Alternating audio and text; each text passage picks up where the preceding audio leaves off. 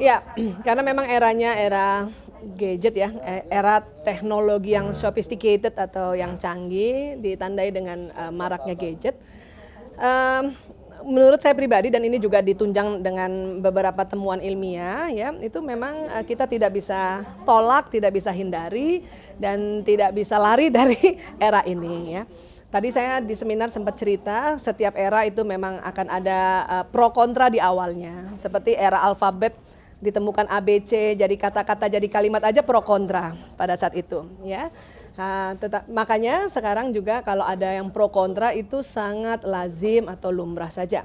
Yang penting orang tua banyak belajar, banyak juga cari tahu ilmunya bahwa bagaimana sebetulnya bergadget yang efektif atau bergadget yang baik gitu ya, yang efisien. Nah, kalau saya pribadi, karena anak laki-laki saya banyak, ada 4 orang dan 1 perempuan, dan ternyata laki-laki memang berbeda dengan anak perempuan. Laki-laki itu perkembangan otak kanan, karena kita kan terbagi 2 otaknya, kiri kanan. Perbedaan otak kanannya, laki-laki otak kanannya lebih dominan dari perempuan. Nah, otak kanan itu otak teknologi atau disebut juga otak sintesa, otak kiri otak analisa. Kalau perempuan atau analisanya yang lebih dominan dibanding laki-laki. Laki-laki otak sintesanya, otak teknologinya. Makanya kalau laki-laki di era gadget ini lebih sering bermain gadget, kemudian lebih paham tentang gadget, itu juga lumrah, itu juga lazim karena sesuai otaknya. Yang penting kita paham bahwa oh dia laki-laki, memang laki-laki belajarnya di gadget terus terang. Belajarnya di gadget. Bahkan kalau anak-anak saya hafal Qurannya juga di gadget, PR-nya ada di gadget, remedialnya di gadget, buku-buku diktatnya juga ada di gadget. Ya. Hanya yang saya bikin kesepakatan sama mereka, kalau kita kumpul makan bareng, simpen dulu ya semuanya, termasuk gadget ayah ibunya. Tapi itu juga nggak bisa lama, itu paling lama 30 menit.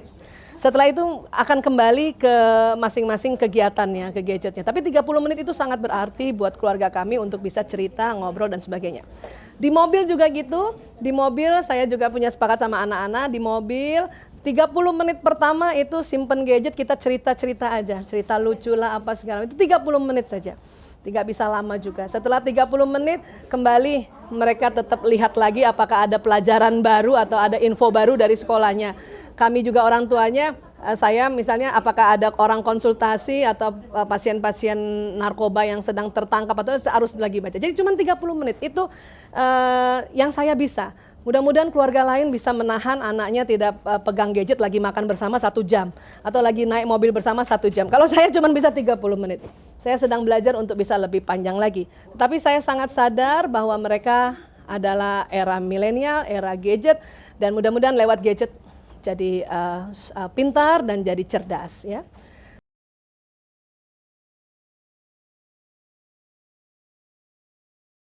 Terus kalau ditanya penelitian bagaimana? Penelitian pernah diteliti baru boleh pegang gadget anak-anak itu setelah usia 17 tahun. Tapi ini gagal. Nggak mudah, nggak mungkin. Ya. Kemudian diteliti lagi, baru boleh pegang gadget setelah umur 7 tahun. Itu juga gagal. Gagal. Ya. Akhirnya penelitian terakhir memberikan kesepakatan dan tidak bisa ditawar lagi, hindari anak dari gadget dari 0 hari sampai 2 tahun. Nah itu yang harus dipegang itu oleh ibu-ibu muda, 0 hari sampai 2 tahun sebisanya tidak saya kasih melihat teknologi gadget. Ajarkan anak-anak 0 hari sampai 2 tahun belajar pada benda yang aslinya. Misalnya kalau lihat botol, ini meja, jadi suruh belai. Kalau dia lihat gadget, belajarnya dari gadget, ini gelas di gadget, dia akan melihat cuma 2 dimensi saja. Oh gelas itu rata, meja itu rata, gunung itu rata misalnya. Tapi kalau 0 hari sampai 2 tahun, dia kita kasih lihat. Ini meja ya nak, ini gelas ya nak, ini tempat tidur ya, ini abang ya, dia suruh belai kayak gitu. Ya. Tapi sampai 2 tahun. Setelah 2 tahun boleh dikasih gadget, kasih alat tontonan televisi, itu pun tidak boleh lama, paling 15 menit, 30 menit. Terus begitu sampai akhirnya mereka juga paham bahwa kalau pakai gadget harus ada waktunya. Itu saja yang bisa kita bikin sampai sekarang, dan itu juga berdasarkan penelitian yang terkini atau terbaru yang membuat ibu-ibu nggak usah naik pitam. Ini yang masalah kan, ibu-ibu naik pitam. Anaknya pegang gadget, ibu-ibu takut, udah ketakutan. Padahal itu tidak perlu seperti itu, karena semakin takut makin terjadi. Ya, seperti itu. Terima kasih.